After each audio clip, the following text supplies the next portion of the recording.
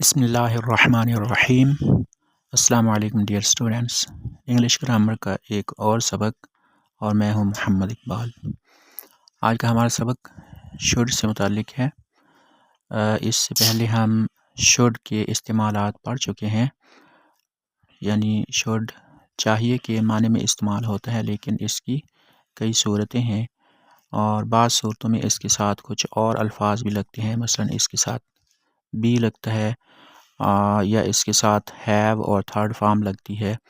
तो पिछले सबक को सुनकर दोहरा लीजिए और आज इसी से मुताल्लिक एक एक्सरसाइज है, इसे भी याद कीजिए। पहला जुमला है तुम्हें देर से नहीं आना चाहिए, you should not come late. और दूसरा जुमला है एक बात बताऊं, should I tell you a thing, यानी एक सवालिया जुमला है। और तीसरा जो जुमला है वो कुछ इस तरह से है, अगर तुम बीमार हो तो तुम्हें बिस्तर पर आराम करना चाहिए। यहाँ पर एक तजवीज़ है, if you feel ill you should stay in bed. In bed, इस पर ज़रा गौर कीजिए।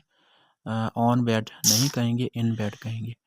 क्या मुझे उसकी दावत पर बुलाना चाहिए, क्या मुझे उसको दावत पर बुलाना चाहिए, ये चौथा जुमला है। Should I invite him. और पांचवा जुमला है आपको इतनी ज़्यादा चॉकलेट नहीं खानी चाहिए, you should not eat so much chocolate. और छठा जुमला है इन्हें इस बारे में कुछ करना ही चाहिए, they should have to do something about it. और सातवां जुमला है मुझे अपने भाई को पढ़ाना ही चाहिए, I should have to teach my brother. और आठवां और आखिरी जुमला है you should have eaten more fruits. आपको ज़्यादा फल खाने चाहिए थे, you should have eaten more fruits.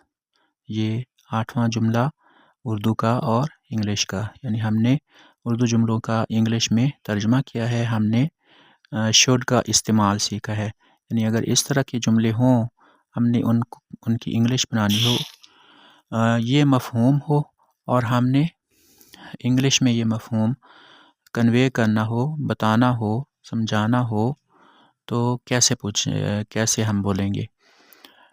तो पहले वाले जुमले में आपने देखा है और दूसरे में भी कि शुड जो है कैसे इस्तेमाल हुआ है। पहले जुमले में नॉट के साथ है, यानी मनफी जुमला है, और दूसरे में ये सवालिया जुमला है, और तीसरा जुमला जो है वो बयानिया जुमला है।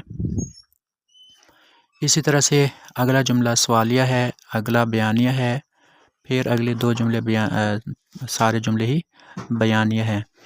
और आपने ये भी देखा कि छठे जुमले में शुड के साथ हैव आया है और सातवें में भी हैव आया है और आठवें जुमले में शुड हैव ईटन जो है उसमें हैव के बाद third form of verb I है। ये था हमारा अब तक का सबक। अगले सबक तक के लिए अल्लाह हाफिज़।